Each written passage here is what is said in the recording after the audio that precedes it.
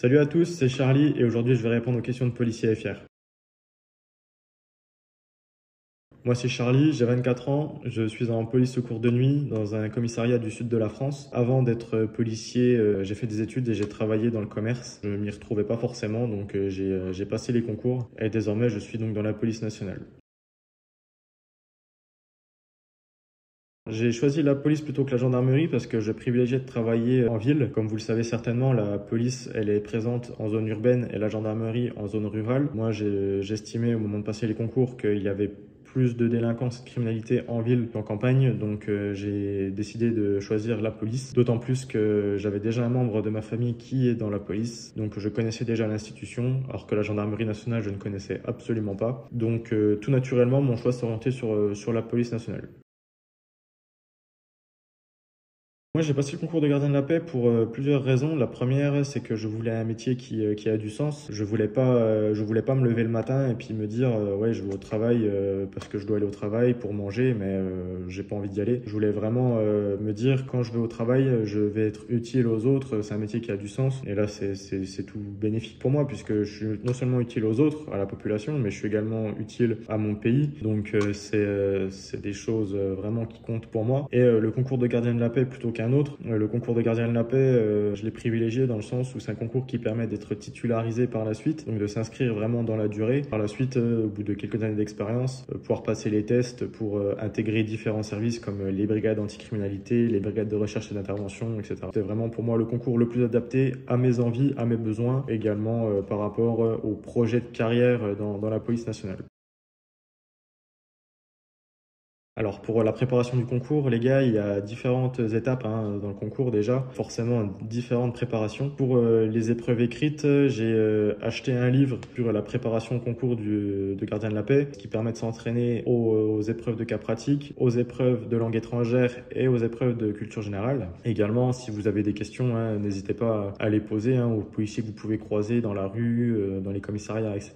Ils sont là pour vous répondre également. Ensuite, pour les épreuves sportives, les gars, là, il n'y a pas de secret. Pour le coup, j'ai couru, j'avais fait du renforcement musculaire à raison de 3 ou 4 fois par semaine. Il faut le faire quand même assez régulièrement si vous voulez que ce soit efficace. Pour l'oral, j'avais regardé des vidéos de préparation à l'entretien oral pour savoir comment l'entretien se déroule. À ça, je m'étais préparé une préparation écrite pour tenir environ 4-5 minutes pour savoir expliquer qui j'étais, pourquoi j'étais là, ce que je voulais faire plus tard dans la police, pour pouvoir ensuite enchaîner sur le reste de l'entretien, répondre aux différentes questions qu'il allait avoir, sachant que les questions-réponses, très souvent, enfin les questions que le jury va vous poser, sont basées sur ce que vous allez dire durant votre présentation. Développez votre présentation en disant vraiment qui vous êtes, ce que vous voulez faire, pourquoi la police, vraiment donner au jury l'envie de vous découvrir et de se dire purée, cette personne-là, elle a le profil, etc. Donc on va s'intéresser à elle, c'est vraiment les choses importantes, tout en restant vous-même, sachant que les gars, c'est important, il faut le savoir, pendant l'entretien oral, ils ont également vos tests psychotechniques que vous aurez passés lors des épreuves écrites. Donc il faut que vos réponses soient cohérentes entre les tests psychotechniques que vous avez passés et l'entretien oral. Donc soyez vous-même. Voilà, c'est vraiment les deux choses les plus importantes. Présentez-vous de manière à donner envie au jury et également restez vous-même. Oui, alors je suis en police secours de nuit dans un commissariat du sud de la France. Mon travail, moi, c'est d'intervenir lorsque vous appelez au 17. Vous appelez au 17, notre centre de commandement d'information reçoit l'appel et ensuite nous envoie, nous, sur la mission. Donc là, ça peut être des missions vraiment diverses et variées. Ça peut être de la constatation de vol, de dégradation, un vol en cours, des violences conjugales, des violences dans la rue, une rixe. Ça peut être également, si vous retrouvez un corps sans vie dans la rue, dans un appartement. On peut intervenir également, faire des transports à l'hôpital pour les victimes, l'accueil du public également dans les commissariats, une diversité de missions très importante. On peut également faire des missions d'initiative, donc ça va être des patrouilles pédestres sur les secteurs touristiques, les secteurs de vie, zones qu'on pourrait dire également sensibles. On peut faire des patrouilles également, au-delà d'être pédestres, elles peuvent être motorisées, ces patrouilles en véhicule. Donc là, sur les mêmes secteurs, on peut également aller dans les quartiers où où on sait qu'il peut y avoir différents trafics ou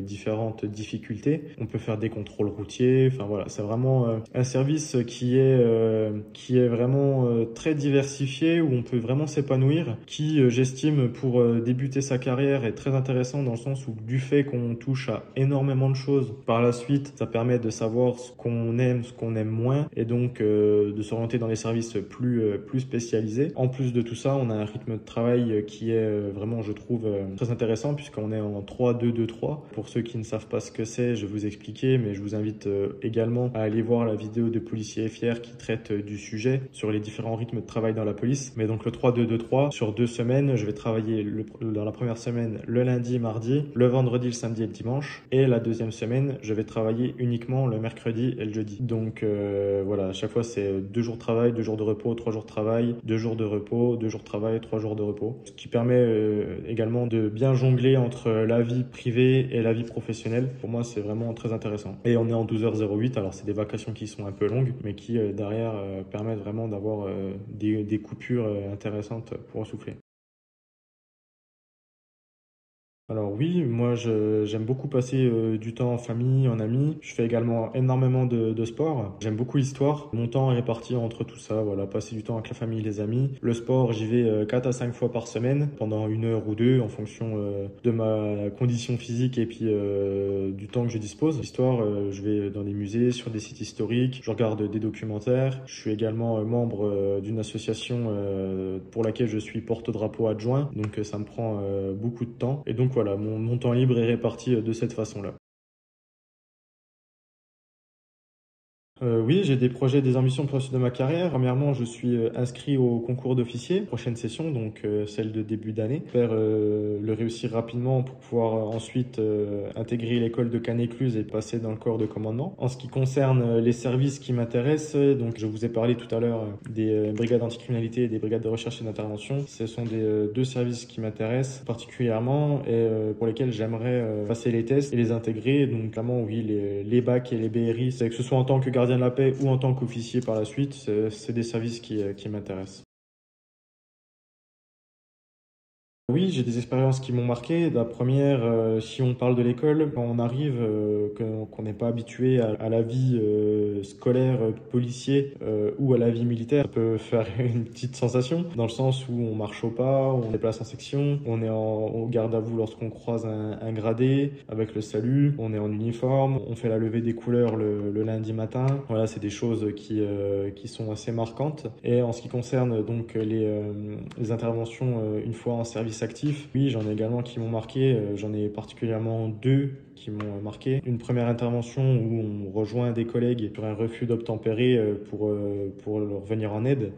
Donc ils avaient perdu le véhicule, ils nous disent plus ou moins sa destination, en tout cas la direction dans laquelle il allait. On retrouve le véhicule, on le prend en poursuite et de là donc il s'arrête devant une maison, il commence à escalader le muret qui faisait environ 1 mètre, 1 mètre 50. À ce moment-là en fait on le savait pas, mais il était chez lui, il rentrait chez lui, hein, voilà. Il espérait nous fuir comme ça. On était 3 fonctionnaires, on le saisit, on essaie de le maîtriser pour l'interpeller. Et donc cet homme était particulièrement virulent, j'avais rarement vu ça. Il criait, il criait, il criait, il criait. Et lorsqu'il était au sol et qu'on essayait tant bien que mal de le maintenir pour pouvoir le menotter, il y a 6 autres personnes qui ont escaladé le muret ou alors qui sont passés par leur portail en provenance de sa maison à lui, que des jeunes hommes. On le savait pas à ce moment-là, mais c'était sa famille, hein, ses fils et ses neveux, qui venaient pour l'aider, parce qu'ils avaient entendu ses cris.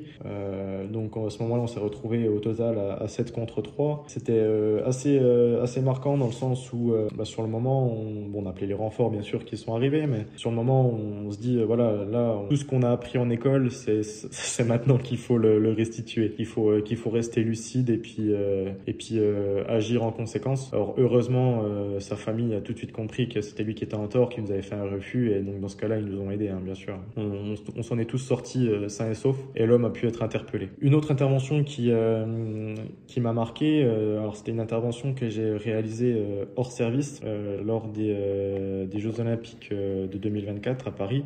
J'étais en renfort et avec 2 autres collègues, pendant que nous étions sur notre temps libre, on est passé proximité d'un barrage de police qui était en difficulté avec plusieurs individus, des vendeurs à la sauvette, dont un a commencé à s'en prendre violemment à une de nos collègues. Donc à ce moment-là, vu qu'ils étaient en sous-effectif, on a décidé de lui venir en aide. Par la suite, ça nous a permis déjà de rencontrer des collègues de Paris, même si les circonstances n'étaient pas extraordinaires. Enfin, vu que la collègue était en difficulté, ça nous a permis de rencontrer les collègues et par la suite d'avoir pour le coup un bon retour de la part de l'institution, puisqu'on a tous reçu une lettre de félicitations et on avait été invités à une cérémonie à la Tour Eiffel pour nous remercier de notre action. Quelque chose qui reste marquant et puis qui, si c'était à refaire, je referais sans hésiter. Les critiques sur les forces de l'ordre. On est en démocratie, donc la critique est autorisée. Seulement, les gars, ce qu'il faut bien avoir conscience, c'est que quand vous voyez une vidéo de forces de l'ordre qui ferait une bavure supposée, on ne peut pas savoir. Ne prenez pas en compte uniquement la vidéo, prenez en compte le fait qu'il y a eu des choses certainement avant aussi qui ont mené à ça. On vit dans une société de consommation où le but est de faire du buzz pour les gens, le but pour les médias c'est de vendre, que ce soit leurs vidéos, leurs papier, de faire de l'audimat. Donc vraiment, soyez malins, prenez du recul. Dites-vous que voilà, on a bien conscience, nous policiers, que nous sommes filmés en permanence. Il n'y a aucun policier qui va faire une bavure volontairement.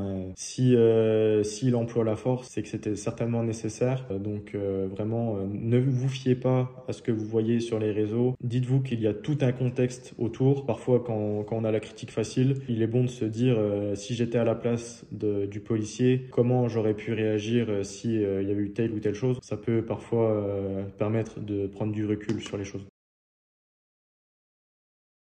Alors, pour conclure, tout d'abord, merci à toi. Merci à toi, policier fier, de m'avoir permis de m'exprimer aujourd'hui. Merci à toi qui regarde cette vidéo, de m'avoir écouté jusqu'à la fin. J'espère que tu as apprécié ce moment passé ensemble. Je voudrais également, à l'heure à laquelle je tourne cette vidéo, nous sommes très proches de l'anniversaire des attentats du Bataclan et des terrasses. Donc, je souhaiterais également rendre hommage à toutes les victimes de ces attentats, bien sûr, mais de tous les autres que notre beau pays a pu subir. Également remercier tous les collègues des forces de l'ordre, les pompiers, les personnels soignants qui sont intervenus ce soir-là, qui ont permis de sauver des vies et qui continuent tous les jours, encore actuellement, de le faire. Et également, donc, si mon interview vous a plu, si vous êtes intéressé par la police nationale et que vous souhaitez passer les concours, inscrivez-vous, il est encore temps de le faire. Rejoignez-nous pour passer des moments absolument mémorables et une super carrière. Allez, salut les gars!